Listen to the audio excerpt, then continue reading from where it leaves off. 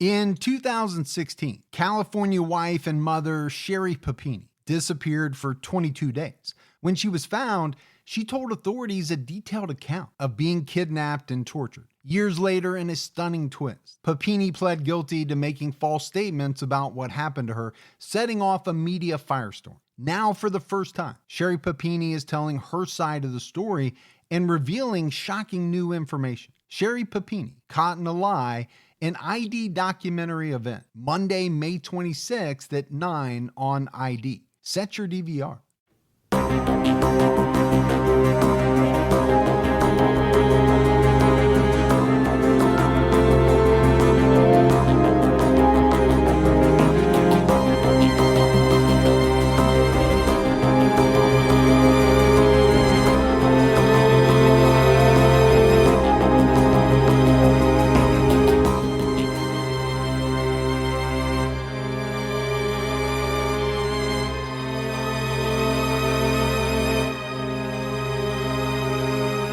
Hello, everyone, and welcome to episode 99 of the True Crime All the Time podcast. I'm Mike Ferguson, and with me, as always, is my partner in true crime, Mike the Hammer Gibson. Hammer, what's going on? The Hammer? Yeah, I'm calling you the Hammer today. I would use a hammer if I needed to.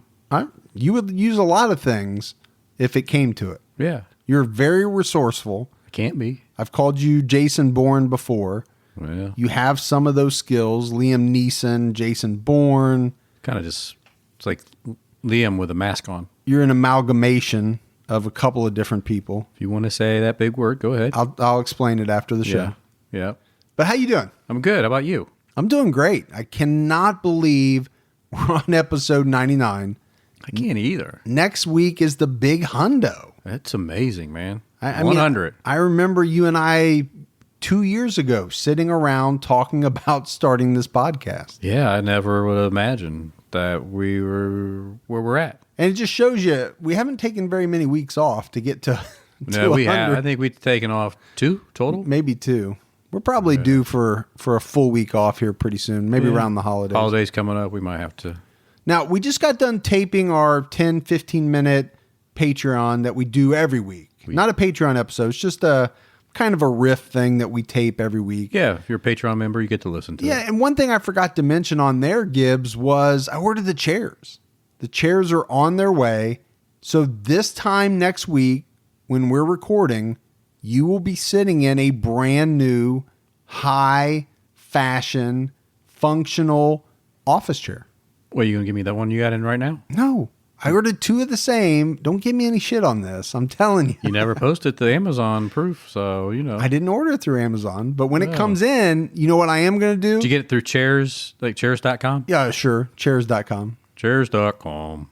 I you need will. a place to sit on us. I'm going to take some pictures, that's for sure, and they're going to hit social media because I am tired of Are the you taking the picture at our office? woe is me. And act like that's what you got? No, I'm taking up the whole studio. Woe is me. I'm sitting on wood slats I from am right 1920.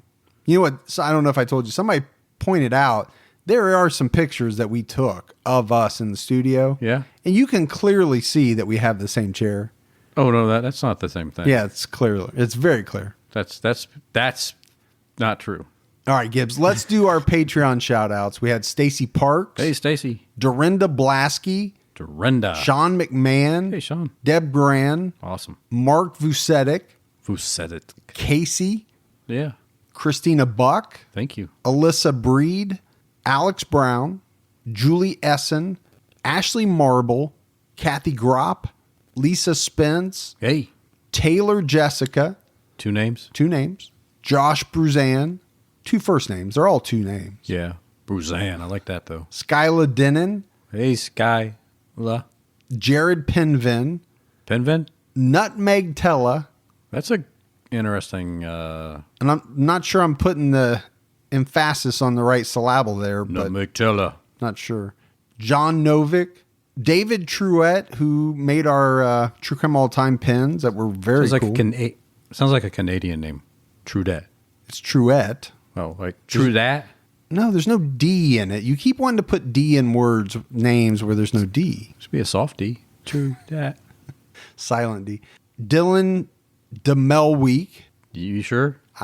You don't sound confident with that one. It could go a couple of different ways. It could go Demel week, but I think it's Demel week. I think it's Demeli Wika.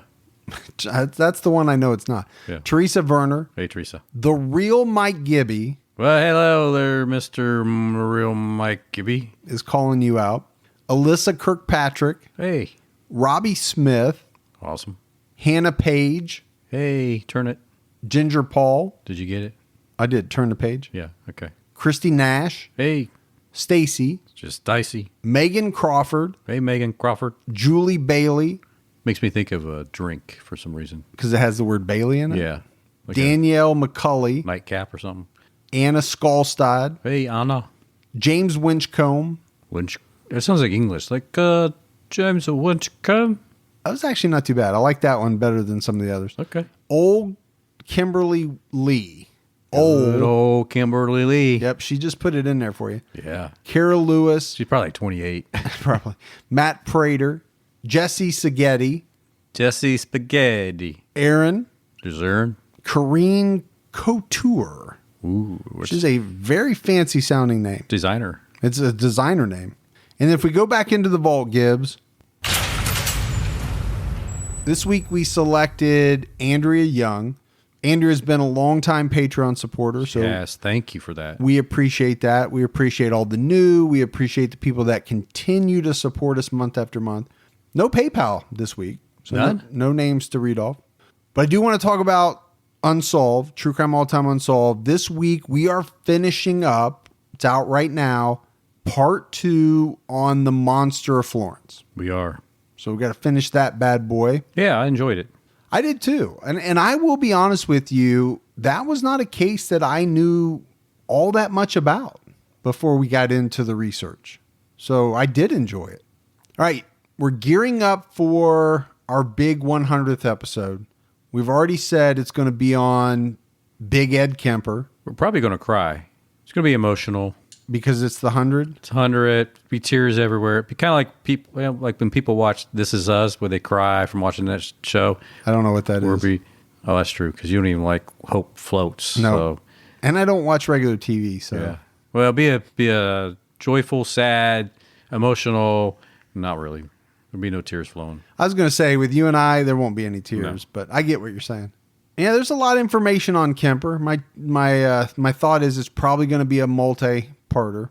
And I tell you, I've been fascinated with Kemper for a long time, even before the Netflix show Mindhunter, but it deepened that.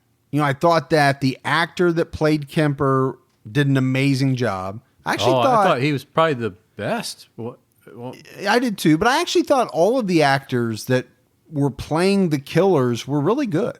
And we've already profiled a number of them on TCAT. We did Jerry Brudos. We've done Richard Speck. We've done BTK, who, drifts in and out of the series in kind of this eerie fashion. Now, there's no actors associated with these, but in the show, they do talk about Herbert Mullen, who we did, and they talk about Son of Sam, David Berkowitz, who we profiled. But there are 2 killers that were in season 1 featured besides Kemper that we have not profiled. And they are lesser known murderers. They're no BTK. No, they're no BTK. They're actually no comparison to any of the other ones in terms of their level of infamy. My original idea was to do an episode on each leading up to 100 when we're going to start Kemper. But, when we got into the research, there just wasn't that much out there. And definitely not enough to devote a full entire episode to each one. So we decided to do something a little different. We're going to cover them both in this one episode and see what it's like to do 2 stories in a single episode. Should be fun. Should be like 2 mini podcasts in one. I like it. I like the way you think. It's why you and I make a good team. It's exactly why we do. Because whatever I say, you're supposed to say I like it. That's what I do. It's very similar to what I do with my wife. We both talked. We've kind of realized that when we talk, when you're not around, we're like... You guys hashed it out. Yeah. and you both come to the realization that I just tell her whatever she wants to hear? And we're like, oh, now a lot of similarities. Between the relationship I have with her and the relationship I have with you? Yeah. Yeah. A few. I think there's probably some. There's some that definitely don't correlate and cross the streams, as you might say. Yeah. We'll leave it right there. But you and I have talked about this idea for future episodes, right? There are a lot of cases out there that are extremely interesting. But as you get, as we like to say, down the rabbit hole, you start researching these cases, you quickly realize that there's not enough to get, an hour plus out of a certain subject. So we might try to group two similar type cases or, two from the same area. I think there's a lot of different ways you can do it. Well, you're right. And it's something we know, especially for me on the Unsolved, there's some really good ones, but, how do we get it in to get, what everybody wants, good solid hour. Right. The level of information that we try to put, if it's not there, it's not there. All right. So we're going to start out the episode talking about Monte Rissell. And I think what interests a lot of people about Rissell Gibbs is just how young he was when he began committing his crimes and then ultimately his murders. I mean, this is a guy whose sexual crimes started at the very young age of 14, if not earlier. And he was only 18 years old when he committed his first of 5 murders. Now, the one thing about both Rissell and Devier, that the two that we're going to be talking about, there's not a lot of background as far as their childhood and, all of that. Rissell was born in 1958 in Alexandria, Virginia. His dad left the family when he was pretty young, and he was raised by his mother. I mentioned that his sexual crime started at the age of 14. That was for rape. At 14 years old. Can you imagine? 14, man. He racked up some other convictions while in high school, burglary, things like that. In 1973, he was caught after attempting to rob a woman in an elevator at knife point. So he was sent to an institution where he was given some psychological treatment, and apparently he did pretty well. Yeah. In his treatment. Okay. Either there's two schools of thought on it. Either he was fully participating and getting out of it what he was supposed to, or he was making the staff believe that he was into it. He was doing all the right things. I kind of lean towards the second, latter. Yeah. Because for being good, okay, he got some temporary releases. Oh, there you go. And it was during some of these release periods that he committed additional rapes. So if he's in there and he's supposed to be, getting treated and he's really doing well, is he going to go out and commit, a sexual crime at the first opportunity he gets? My theory is he was just telling these people what he knew they wanted to hear. Yeah. So that they would let him out. Because eventually he does get out. He drops out of high school. He wasn't a great student. He got C's and D's. But like I said, he committed his first murder at the age of 18. And it occurred on August 4th, 1976, about a month after this country's bicentennial. Remember it? Do you remember it? I don't. I was very young. I know you were in your early 20s. Oh, nice. But I was way too young to remember it. I was 10. I was 10. I was 3. I really don't remember it at all. It was just like 4th of July, but just... for a much longer period of time. Yeah. There's, a little bit more celebration. So it was a big deal. I know that. Yeah. That people, made a big deal out of it. It's when I got my first tattoo. Was it? When you were 10? Yeah. I got the eagle, the flag. He's holding in his beak. Yeah. Huh. It's beautiful, man. You were a real rebel at the age of 10. My whole back is covered. You got a full back tat. Yeah, at 10. Now it's just like 10. A little square now because I've grown up. But, and it's really, really expanded. So the eagle looks a little messed up, but that's all right. It looks like a flying pterodactyl. Yeah. Now, we are going to talk in this episode about John Douglas. the famous FBI profiler. And we're going to talk about Mindhunter some too, that the main character is, I think, based on Douglas, but he interviewed Rissell in prison, and it was, dramatized on the show. But the FBI, through these interviews, they were able to garner a lot of detailed information on the what and the why of the murders committed by these different people. Well, especially when it came to Rissell, they got some really good information about his very first murder. He said that his girlfriend had recently broken their relationship off in a letter. It's kind of a tough way to find out that your girlfriend's dumped you.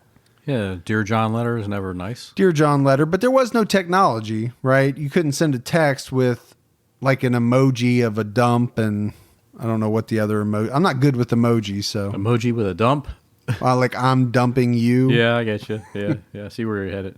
I guess that's how the kids would do it these days, right? Probably be like 3 clicks with emojis and done. It's over. Move on to the next one.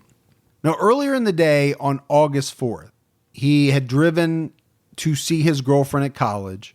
But when he got there, Gibbs, he found her with another guy. It's usually not good. Never good. I think in most cases that would cause some kind of fight or, something like that. But it didn't happen. He was hurt. He was angry, but he didn't do anything. He didn't confront either one of them, either his ex-girlfriend or the man she was with. He simply got back into his car and he drove back to Alexandria, Virginia. Now, I know you would never handle it that way, Gibbs, but that's the way that Monty chose to go. Monty went that way. So he gets back to Alexandria and he's sitting in a parking lot. He's drinking, he's smoking weed when he saw 26-year-old Aura Gabor. Gabor was a sex worker, but this is something that Rissell didn't know. Although in newspaper articles from that time period, she was listed as a masseuse. And it's very strange, Gibbs. How many shows do we do where we're talking about killers that target sex workers, right? That is very common in the world of, true crime, where you have a male killer, especially a serial killer. So here, Rissell's first murder turns out to be a sex worker, but he didn't even know it. So he's drunk, he's high, he's extremely angry. He's sitting in this parking lot. She pulls in and gets out of her car. Monte Rissell attacked her and made her drive him to a secluded area. Now, what he told her was that he would not hurt her if she had sex with him. So have sex with me and I won't hurt you. Yeah. Okay. But it's a sexual crime either way, right? It's sure. He's forcing her against her will to do something. You'd still call that rape. Well, yeah, you would. Right? He raped her. I mean, she can say, whatever she needs to do to protect herself, but it's still rape. He raped and murdered Gabor. She was found in a creek, down a ravine, with her bra wrapped around her neck. But here's the part that they really focus on in the show. Rissell would tell the FBI that while he was sexually attacking this woman, at one point she stopped resisting. And in his words, allowed it to happen. And I'm using my air quotes here. Most likely, Gibbs, I would think maybe this was a defense mechanism that she thought would save her life, but it didn't. It only served to make him more angry. Really got him angry, didn't it? It did. It was almost as if she was taking away the power that he was trying to exert over her. And he would say, at a certain point, she started to run away and headed down the ravine. He chased after her, caught up with her, slammed her head onto a rock, and then held her head underwater until she drowned. So again, I think Rissell is kind of strange.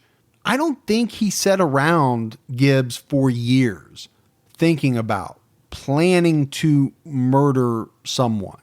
This one happened. depression, alcohol, weed, anger over the breakup, and he snapped. Now, the FBI really did learn a lot from people like Rissell, who were willing to sit down with them and give them insight into why they did what they did.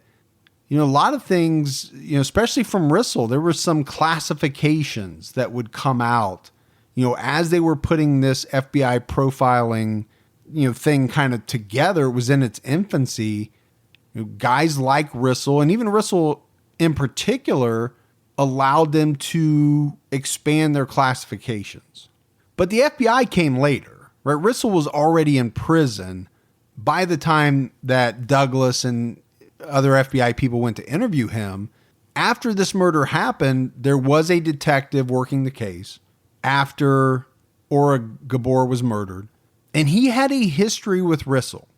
He knew the young man, and he knew his mother from the elevator incident that had happened years earlier. And from what I understand, Gibbs, he thought right off the bat that Monte Rissell could have been involved with this murder. He knew this guy. He knew the way that, he thought. He hadn't murdered anybody, but he knew he had something going on that wasn't, quite right. But he didn't have anything solid to go on. I mean, at that point, it's more intuition than anything else. He's going to turn out to be right, but Rissell would go on to commit 4 more murders. And his victim choice is another thing to me that is telling. He chose victims that lived very close to him. And I believe that was a big reason why he was caught when he was. Now, maybe that's because this is a very young kid. He's 18 years old. He's probably not the smartest bulb in the pack. Right. But he chose victims, it was almost like within a mile radius from where he lived. In March of 1977, Rissell raped and stabbed 22-year-old Ursula Miltenberger to death. Her body was found near a residential area with 21 stab wounds to the chest and abdomen. The body was found about a mile from her car. She had a gash on her head, her ankles were bound, and her hands were tied behind her back. She was a management trainee at a McDonald's just blocks from Rissell's home at the time, and she picked him up while he was hitchhiking. So again, you and I talk a lot about hitchhiking. I know, I'm telling you. Don't do hitchhike. And don't pick them up. But also, don't pick people up. Again, this was the 70s. There was a hell of a lot more hitchhiking going on back then. But you think about this young kid, and he committed that first murder. And obviously, at some point, he had to make a conscious decision. Either he enjoyed it, and he wanted to continue. Right. Which is, I'm assuming that that's what it was, because he kept doing it. He didn't commit the first murder and say, "Oh my gosh, what have I done?" Right. You got a kick out of it. I'm never going to do this again. It was the worst decision I ever made. He derived something from it, right? And that's what happens to these people. They get some type of thrill, some type of gratification that they then have to chase. Yeah, they get that rush. Was it Tommy Lynn Sells that he really got off? Oh, yeah. Tommy Lynn was one of the worst. Yeah. Strangling them, looking at them in their eyes. And it gave him, that. He described it as, gave him, like you said, a rush. Yeah. I mean, just filled his body with almost joy. Yeah. It's so weird to say. Literally had their hands and, their life in his hands. And he loved it. Yeah. I don't know if we've ever had anybody that I felt enjoyed killing other human beings as much as Tommy Lynn Sells. He really seemed like he loved it. He did, strangely. The next victim was 27-year-old Gladys Bradley. Bradley was a postal worker who Rissell took at knife point from an apartment complex near his house in early May 1977. And I guess he used a steak knife that he had taken from his mother's kitchen. So again, 18 years old, 19 years old, whatever he is now, Gladys had come home from a hard day's work at the post office, and she didn't even realize that this boy, this young man was waiting for her, stalking her. He followed her into the elevator where he pulled the knife. He raped Gladys twice and forced her to a nearby creek where he drowned her. Just a week after Gladys Bradley's body was found, police found the body of 24-year-old Jeanette McClellan. Jeanette was a proofreader. She was an aspiring editor. They found her body in a culvert behind the same apartment complex that Gladys lived at. They both lived there together. I mean, not together. They both lived at the same apartment complex. Again, just blocks, not even a mile, right? Just blocks away from where Monte Rissell lived. On that very same day that they found McClellan's body, police found the car of a missing 34-year-old woman named Aletha Bird. Aletha was a department store worker, and her car was found in a shopping center within a mile radius to where these bodies had been found and also where their cars had been found. I haven't really talked about that, but their cars were all left in essentially the same spot. I mean, we are really talking about a mile radius here. So you have a number of women that have turned up dead in a fairly short period of time. The whole city of Alexandria was in panic mode. Imagine that happening here, Gibbs. Oh, man. It would be, front page news. People would be, I'd be sitting in my chair loaded for bear. You would be. Not that I'm usually not anyway, but I'd be heightened even further. I'd probably be shot just walking in. That would happen regardless. It could happen. I mean, I always dodge. I have to dodge whatever you're shooting that night.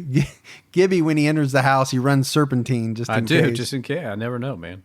Gibby, let's take a quick break to talk about a brand new sponsor called ExpressVPN. A hacker with the right know-how can easily intercept your data, letting them track your online activity, steal your passwords, and compromise your personal information. So I use ExpressVPN to protect myself online. ExpressVPN has easy-to-use apps. They run seamlessly in the background of my computer, my phone, my tablet. I have everything protected. Turning it on takes one click. And ExpressVPN secures your internet browsing, gives you anonymity by encrypting your data and hiding your public IP address. For less than $7 a month, you can get the same ExpressVPN protection that I have. ExpressVPN is rated the #1 VPN service by TechRadar and comes with a 30-day money-back guarantee. So protect your online activity today and find out how you can get 3 months free at expressvpn.com/TCAT. That's expressvpn.com/TCAT for 3 months free with a 1-year package. Visit expressvpn.com/TCAT to learn more.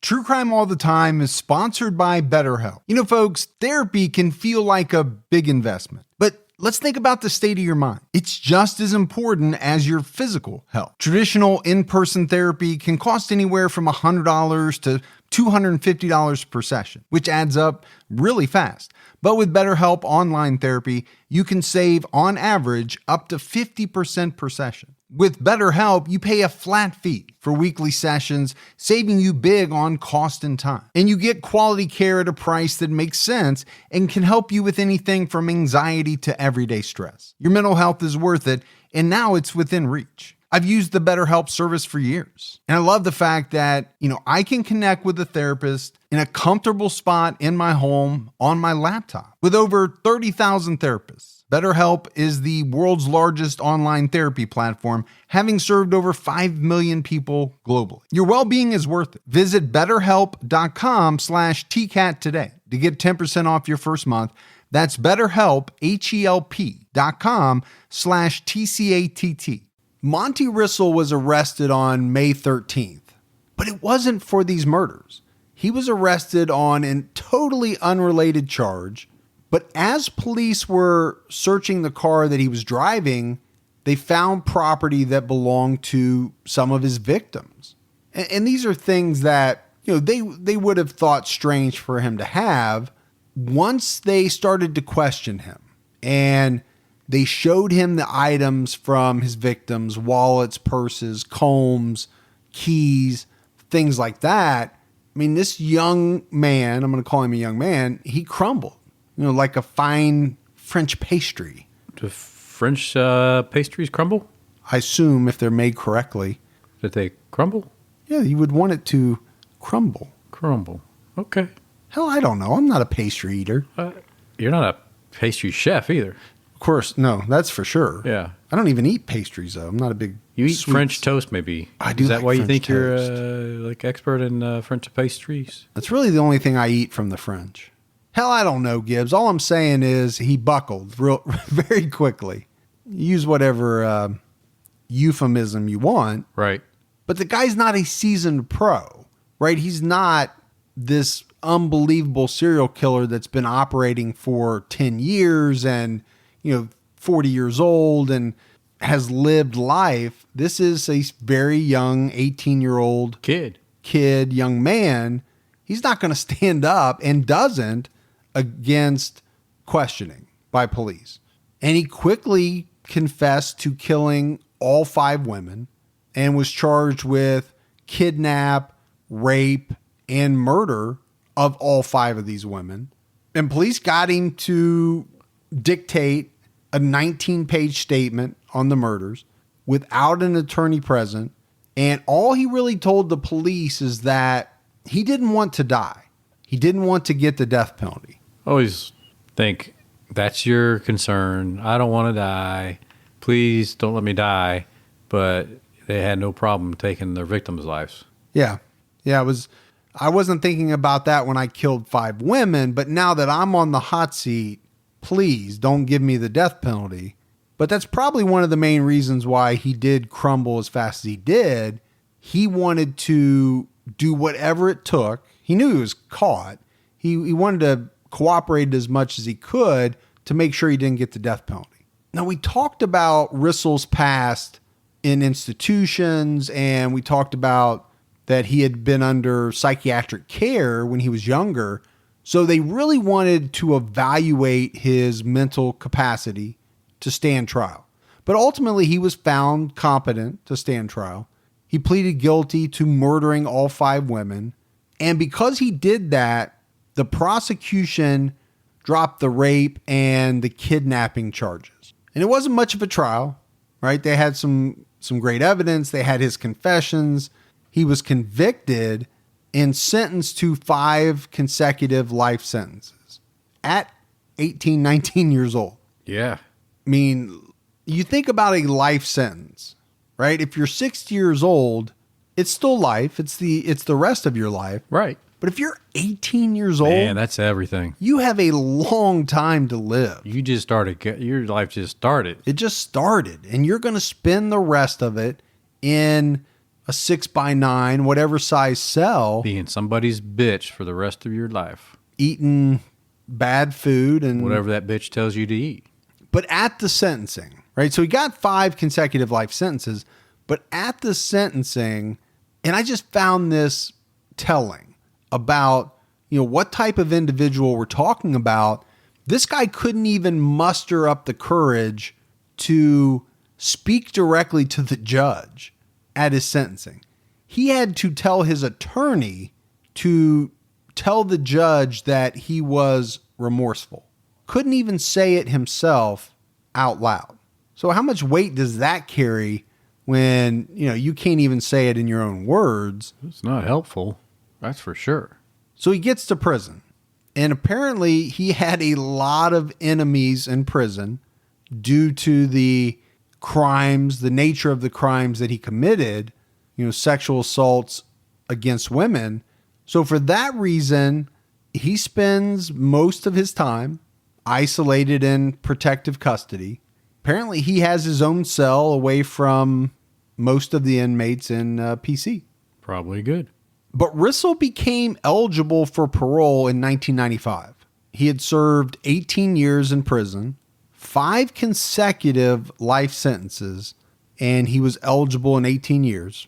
And the reason why, it was supposed to be 20. but apparently they have something where you earn credits. And I don't know if that's state by state. I'm assuming it is. And I think a lot of states probably have that, but you get credits for good behavior. And this program awarded 5 days for every 30 days that you went without some type of behavior incident. Well, that's pretty good for people. Yeah, it's a good system. Yeah, it's like it's going to drop 2 months off your sentence every year if you for can- them to incentive. behave. Yeah. And hopefully not hurt the guards or, cause trouble. But because he was pretty good in prison. So he got 2 years lopped off, or he was eligible for parole 2 years earlier. Now, the first time he came up, he was denied. Not a shocker, right? The guy's got 5 consecutive life sentences. I think that's like the golden rule, isn't it? First time up parole, deny. Yeah. But what's fascinating to me about Rissell is that he actually comes up for parole every single year. And I didn't know that was possible. Again, I'm assuming that's a state by state thing. Now, every year it's been denied. And here are some of the reasons that have been documented for the denials. His history of violence indicates serious risk to the community. I would say that is 100% true. Prior failures or convictions while under community supervision. So they're talking about, I believe, the sexual assaults, the rapes that he committed while he was on temporary release early in his life. They think that means it's unlikely he would ever comply with any conditions of a release. Right. Release at this time would diminish the seriousness of the crimes. Sure, you have to look at the victim's family. Yep. And I think the last one, serious nature and circumstance of offenses. I mean, these were cruel. They were brutal. It was 5 women. If he would have been let out after 18 years, I think there would have been a major uproar. But again, he comes up every year, Gibbs. So if you think about it, how tough is that on the family members of these victims? Yeah, I think it would be pretty tough, just constantly recall. I mean, they have to dredge all of these bad feelings, these bad memories up once a year. I think that would be a nightmare. Now, they're never going to forget what happened, and they're always going to think about their loved ones, but to have to relive it in this way and, whatever it is, write a letter or show up actually at the parole hearing and talk about what this guy did and why he should never be let out, that seems rough to have to do it every single year. I could see it every 5 years, every 10 years, something like that, gearing up for it. But every year, that's on your calendar. Yeah, I think even in Shawshank, they had to wait a little bit longer than that. Yeah, it seems quick to me. I don't remember Morgan going up every time. But that's it. That is the story of Monte Rissell. Cool. One down. Another one to go. One to go. All right, Gibbs, let's now talk about Darrell Gene Devier. He was born in 1955. But again, there's really not that much out there on his childhood other than, that it was a difficult one. He was an 8th grade dropout.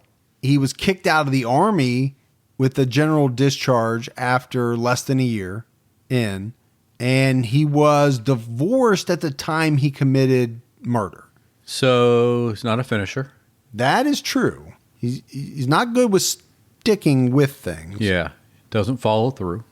Right? I mean, didn't finish school. You could say that. Finish the Army. The divorce thing, that happens, but it does. But the not getting through school, I don't know, 1 year, not even 1 year in the service. It had to be pretty bad to get a general discharge. You do, but how many serial killers, I mean, he's not a serial killer, but how many killers have we talked about that did a year, less than a year in because they couldn't hack it? More than it should be. A lot. Yeah. Quite a few, actually. Now, Devier only committed 1 murder, and I say only, but it was a horrific murder. But the fact that he only committed 1, it's most likely the reason that there's less out there on him than most of the people that we talk about. Like I said earlier, this was not a famous case. It wasn't covered around the world. It probably wasn't even covered nationally for the most part, but it was featured on the show Mindhunter. And to me, it was a very interesting part of the show. This was one of the first cases where, these new FBI profilers, including John Douglas, got to put their theories into action and show that they really worked. Because really starting out, they were just that, right? They were theories. And then as they started to be asked to get involved with some of these cases and they were able to try things out, they started to figure out what worked. And this was one of the cases that kind of showcased what they had been working on. Now, as Devier got into adulthood, he was pretty transient, moved around from place to place. But in 1979, he was living in Georgia, working as a tree trimmer. He had long, scraggly hair, and he drove a black Pinto with mag wheels. So picture that in your head. The Pinto, man. But then slapping some mag wheels on there like your Burt Reynolds in the Smokey car or something. I actually went to school with a guy that did the same thing, man. Had a Pinto and put on some mag wheels, fancy mag wheels. Yeah, I know. I mean, that's like, the guys back in the day that used to spend a bunch of money to soup up like a Chevette or an Escort. I never understood that. Yeah, why don't you just take all that money and buy a nicer car? Get a real one? Instead of, spending thousands and thousands of dollars to soup up this. And it wasn't even a nice Escort or Chevette.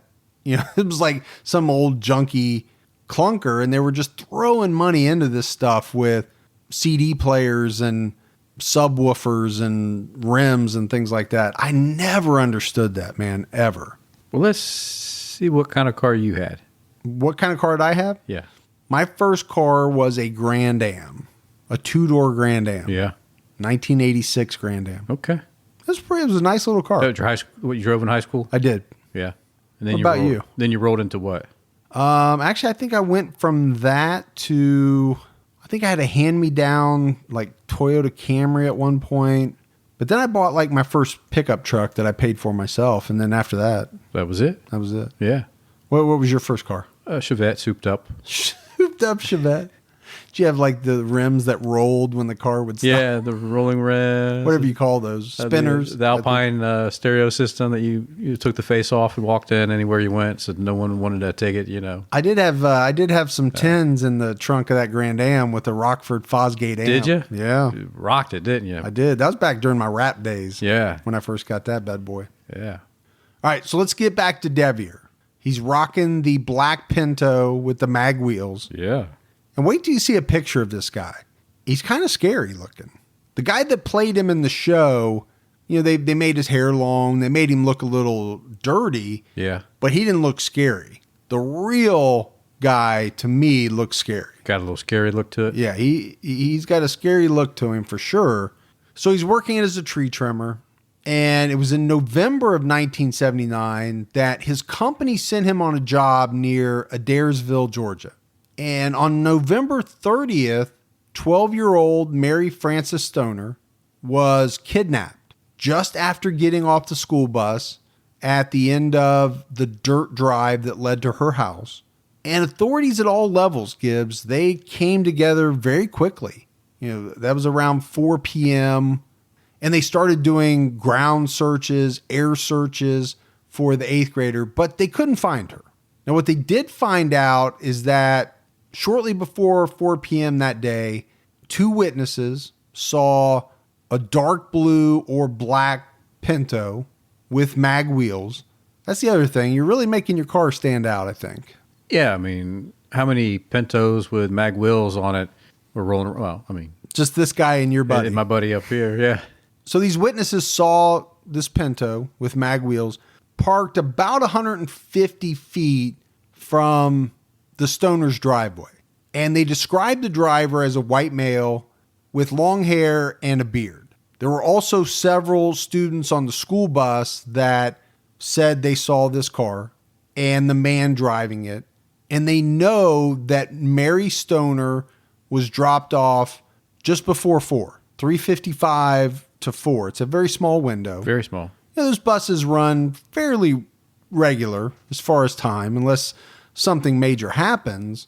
A student on the bus that was the next one to get off after Mary, she also saw the Pinto, but said that she saw it backing out of the Stoner driveway. And when she saw it, it had 2 people in it. So quite a number of witnesses already, but no Mary. But it would just be the next day, Gibbs, that the body of Mary Frances Stoner was found at 11 a.m. by 4 deer hunters who were walking through a wooded area just south of Adairsville. Her head was crushed, and there were several bloodstained rocks near her body. The biggest of these rocks, they said, weighed 50 pounds. So it was a sizable rock. The doctor that conducted the autopsy noticed, in addition to the obvious head injuries, some fresh tears and bruising in her vaginal area, and discovered, inside her vagina, some sperm. Yeah. So very quickly, I think they're putting this together. This poor young girl was raped, and then she was bludgeoned to death with a big rock. Now, Devier made the suspect list pretty early on. They brought him in for questioning, but he didn't give the police anything. He even agreed to take a polygraph, but the results were inconclusive. So this is when the sheriff decided to reach out to the FBI, talk to John Douglas, filled him in on the details of the murder, and John Douglas put together a profile. And he said the killer will probably be a divorced white male in his mid-20s, will drive a black or blue car, and work at some type of laborer's job. He said you're probably going to find out that the suspect had some type of prior contact with the victim. He's probably going to be a high school dropout who served in the Army or Marines, but probably got a medical or dishonorable discharge after fewer than 6 months in. Dang, man. He's almost hitting this right on. He's very, very close. He said, I think he'll have a previous record of sex crimes.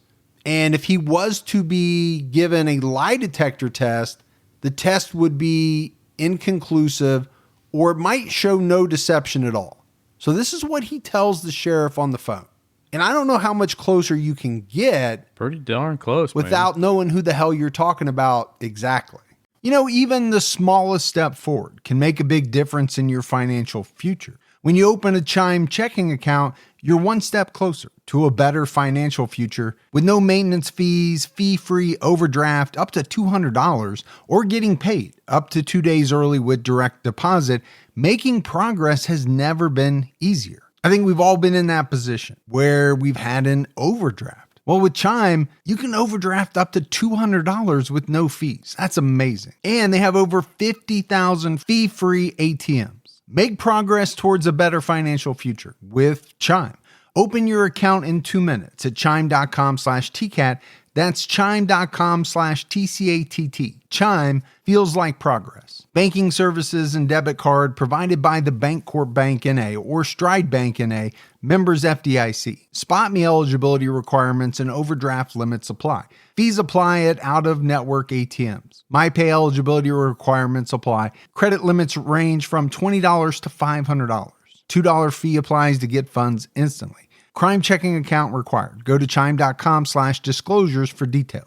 My wife and I do a lot of shopping online, and we always use Rakuten. Rakuten is the smartest way to save money when you shop because you earn cash back at over 3,500 stores. We're talking fashion, beauty, electronics, home essentials, travel, dining, concert tickets, and more. Your favorite stores like Macy's, Nike, Sephora, Dyson, and Lowe's. And that's just to name a few. Pay Rakuten to send them shoppers. And Rakuten then passes on a part of that payment to its members as cashback. Cashback is deposited directly into your PayPal account, or Rakuten can send you a check. You can even maximize your savings by stacking cash back on top of other deals, like store sales and coupons. You're already shopping at your favorite stores. Why not save while you're doing it? It really is a no-brainer. Membership Membership is free and it's easy to sign up. Get the Rakuten app now and join the 17 million members who are already saving. Cashback rates change daily. See Rakuten.com for details. That's Rakuten. Your cash back really adds up. So as you can imagine, the sheriff was kind of floored by this because he tells Douglas, you know what, you just described a suspect we had and just released. And he knew, as Douglas was ticking off all these things, everything fit Darrell Jean Devier. But again, he wasn't giving himself up, and there were no witnesses to the actual murder. So John Douglas and others from the FBI, they flew to Georgia to interview Devier. And Gibbs, this is where I think Mindhunter did a really good job with telling the story of how they worked the interview with this guy. But first of all, they thought that just by them, the FBI being there, it might intimidate him, much more so than, let's say the local cops, the local sheriff. But they laid out a plan that involved interviewing him at night in a dimly lit room. And they staged folders around the room that they filled with paper. Some of the paper was just blank. Right. Because they wanted to make it seem as though they had volumes of information on him, right? We're the FBI. We know everything. We've got 4, 5, 6 massive folders on you. We know every facet of your life. So they're talking to him. They're questioning him. At one point, they hit him pretty hard with the issue of blood spatter. Talking about the fact that it's nearly impossible for someone to clean that up completely. I'm talking to him about not being able to get out of your shoes, out of your clothes, things like that. But to me, the big thing they did was they brought in the big rock, this 50-pound rock that was covered with blood that they recovered from the crime scene. I mean, this was the rock that was used to crush this little girl's head. And what they did was they just stuck it right there on the table. Just laid it right there. Just laid it out right there. So, this guy had no choice. He couldn't take his eyes off of this big rock. He knew what he had done, and he knew that this is what he had used to, crush her skull. Apparently, he started sweating. His breathing got labored. They knew, right? They could tell that all of a sudden he had gone from, in the beginning, being pretty cool, calm, and collected, to now he's shitting bricks. Yeah, big time.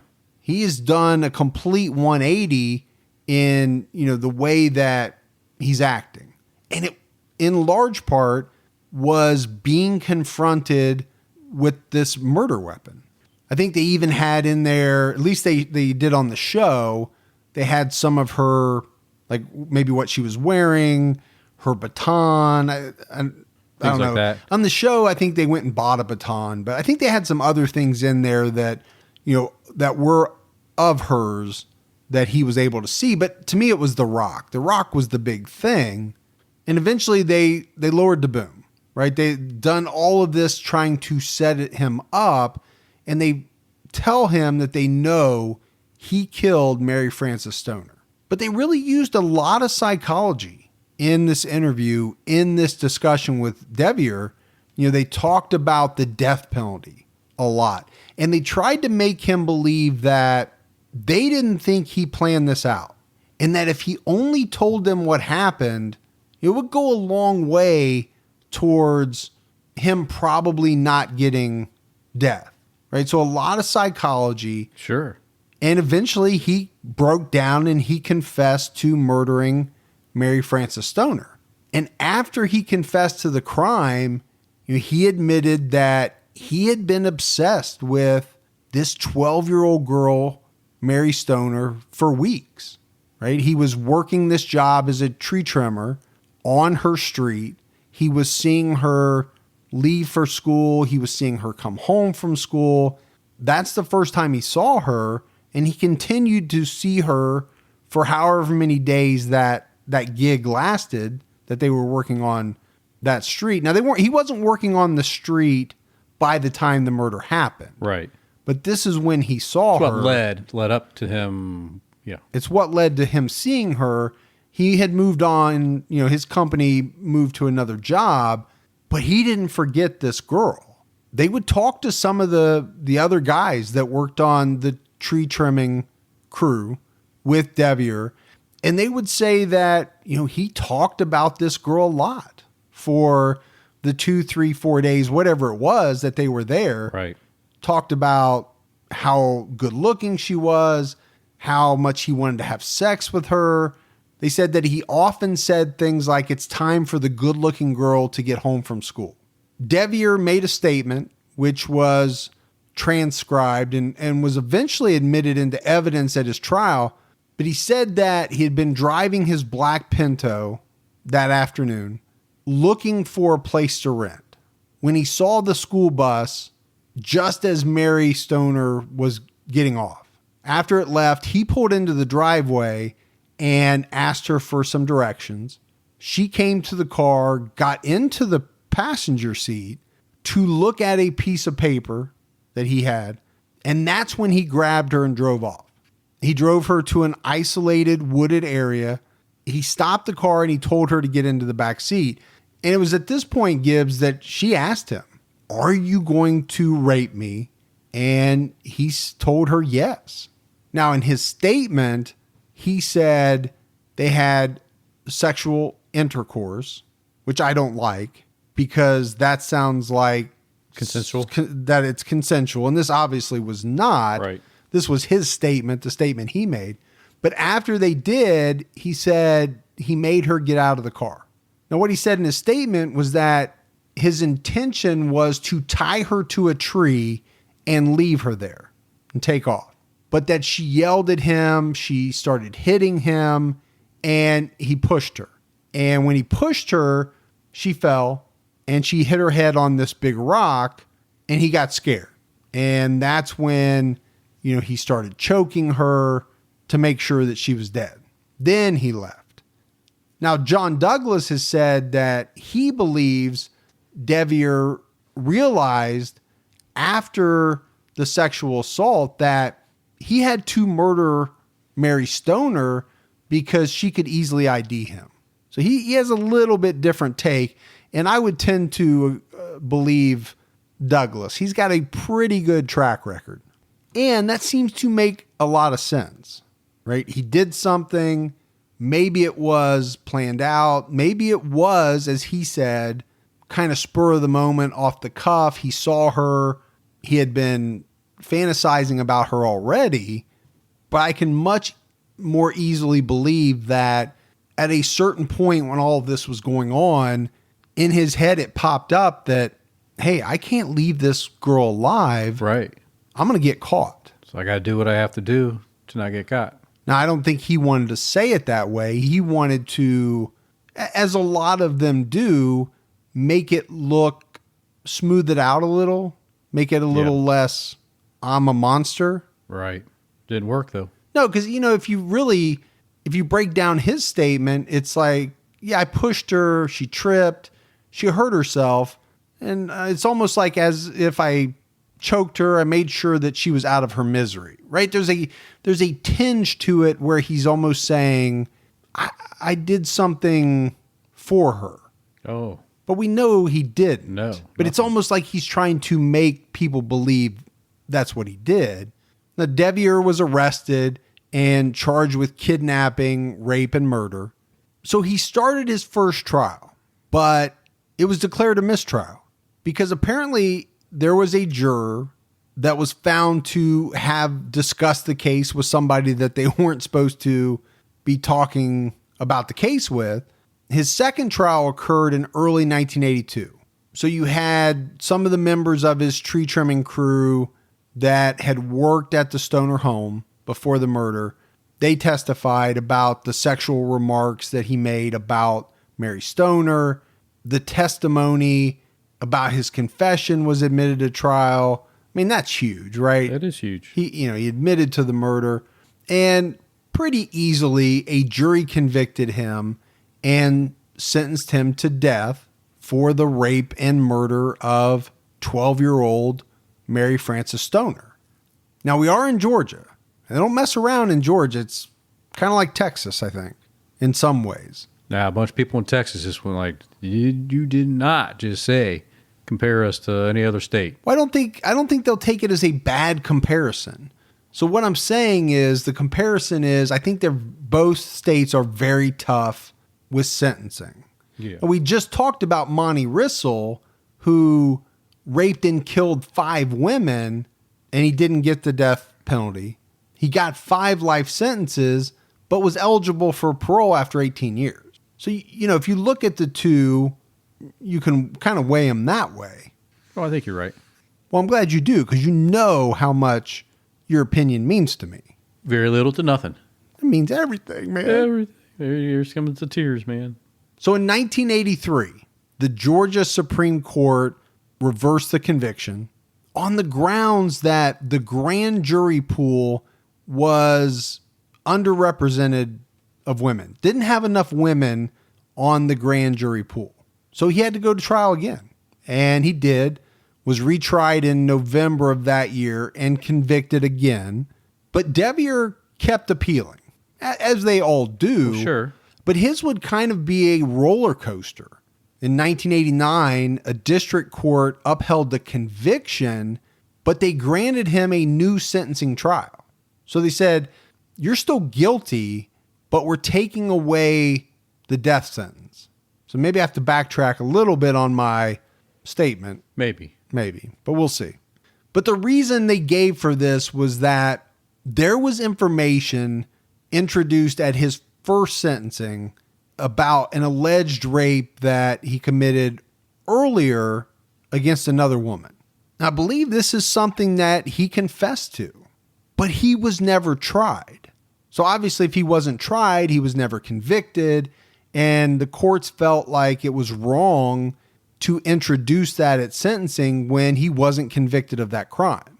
And it wouldn't be until 4 years later, in 1993, that the U.S. Circuit Court reversed that ruling, the ruling that had set aside his death sentence. So now he's back. He's got death again. Shady's back? Shady's back. So that's why I said it was a roller coaster, right? He's on death row. Not on. Now he's not on. Then 4 years later, a court comes back and says, you know what? You are going to be put to death. He's back on. He's back on. And he was executed on May 17th, 1995, after, what I said, it was a whole bunch of appeals. The very last one was denied at noon that day. And he was executed just an hour or two after that. Was he waiting for the governor? He was.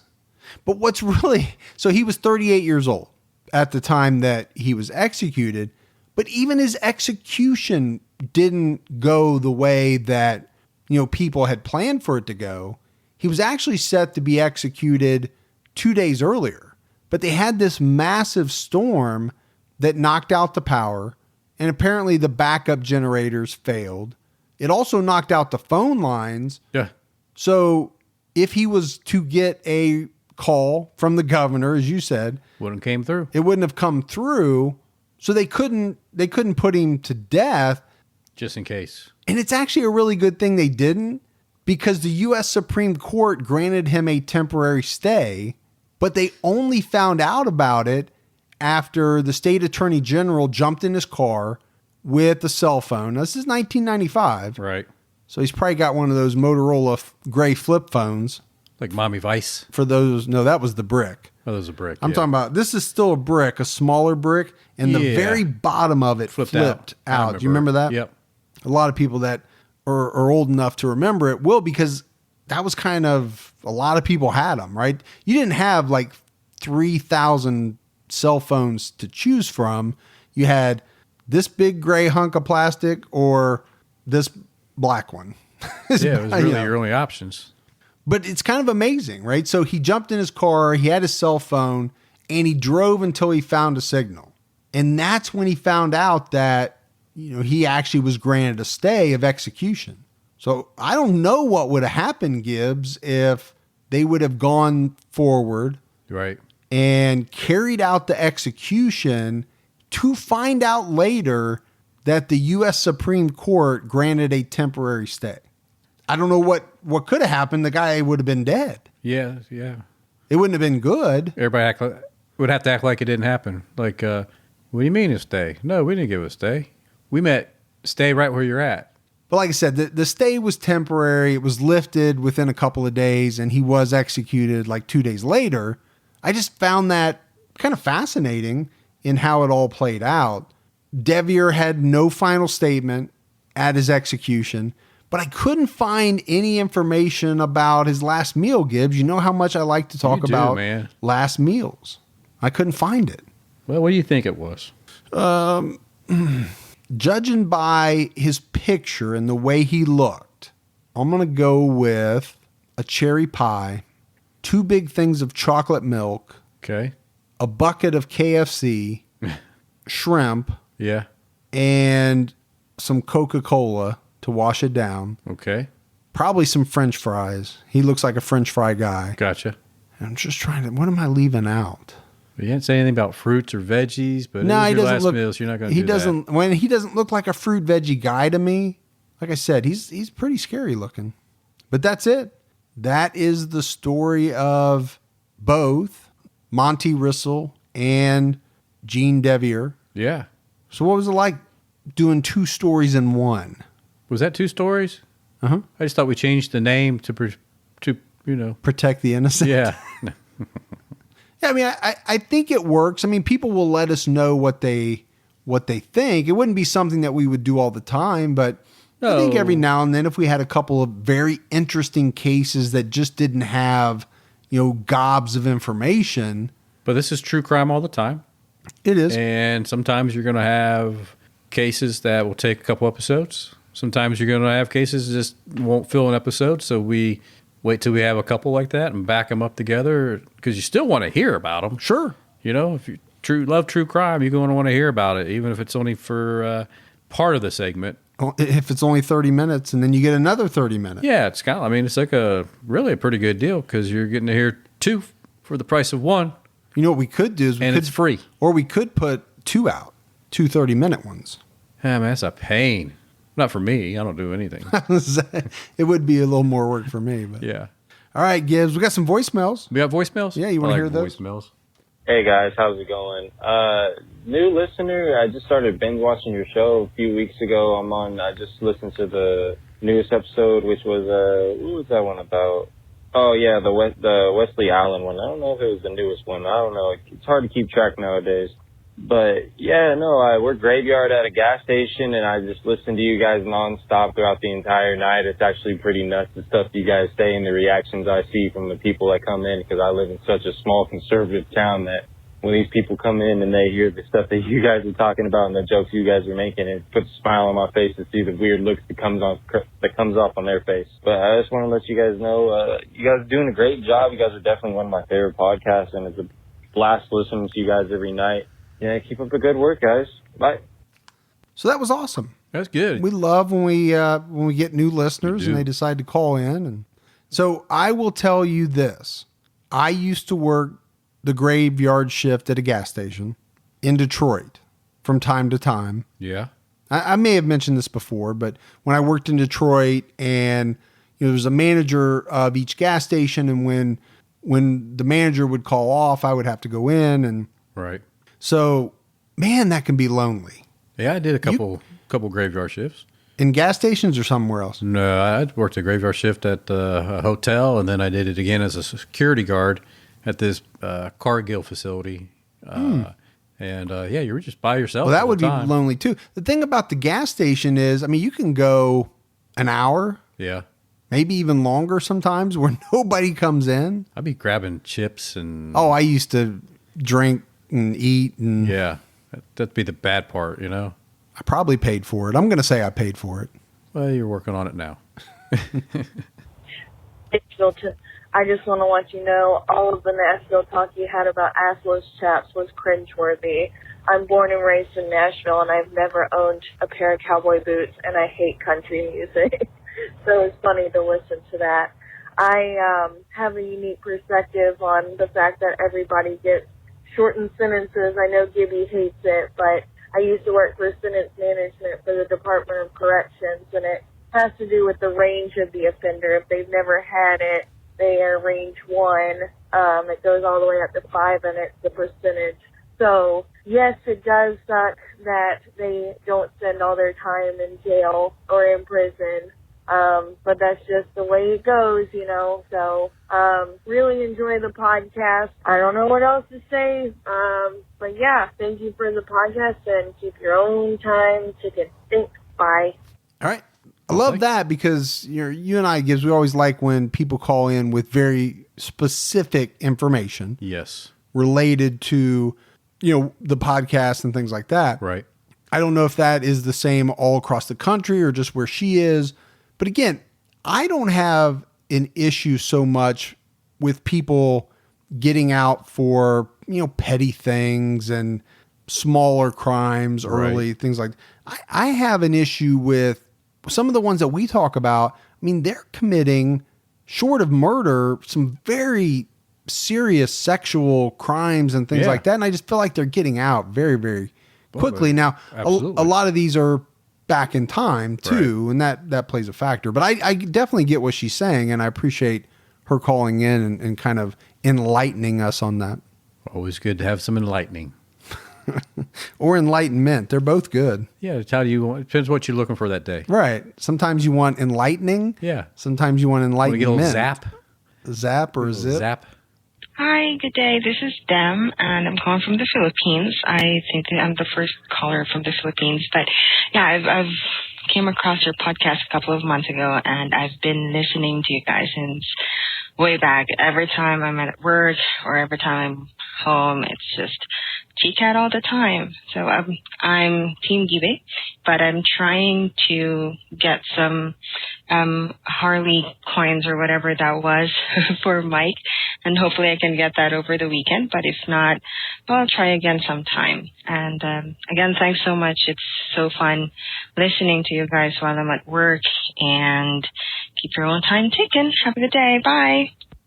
Well, I can say that's our first call from the Philippines. It is from the Philippines.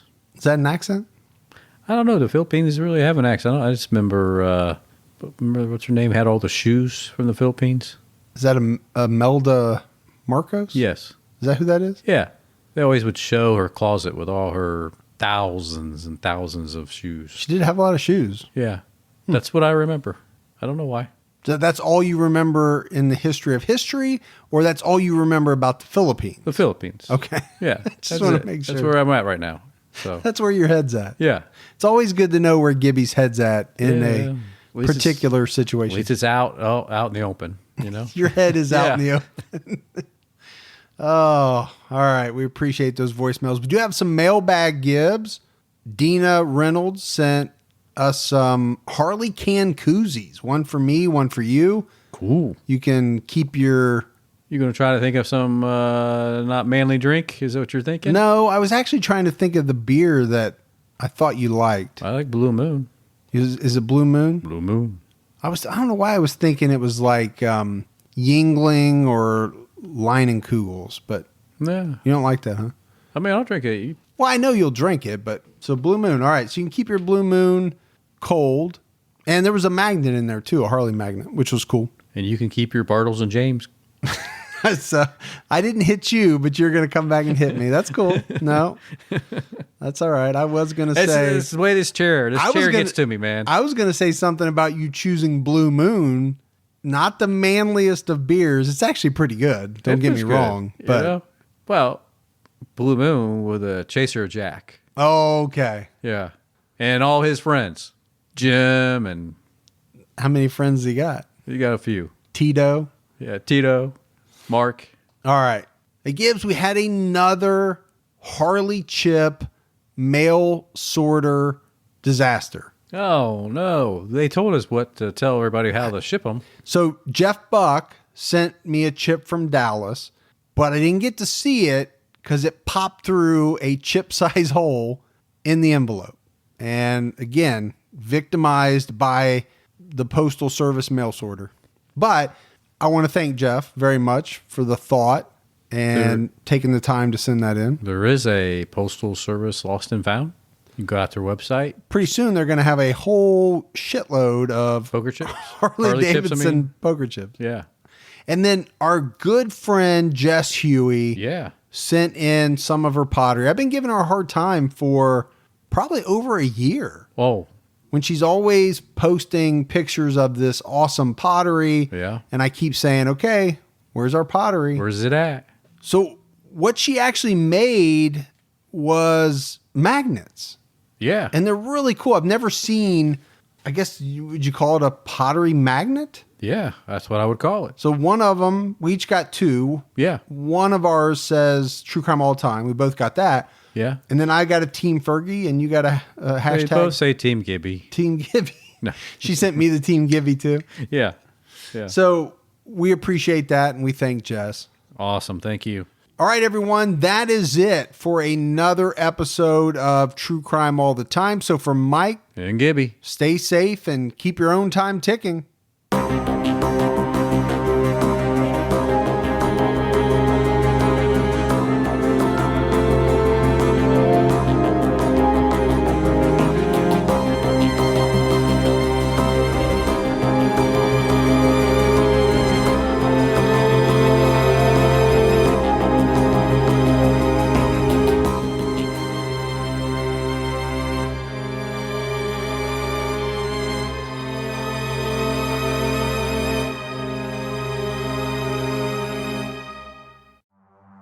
In the early hours of December 4th, 2024, CEO Brian Thompson stepped out onto the streets of Midtown Manhattan.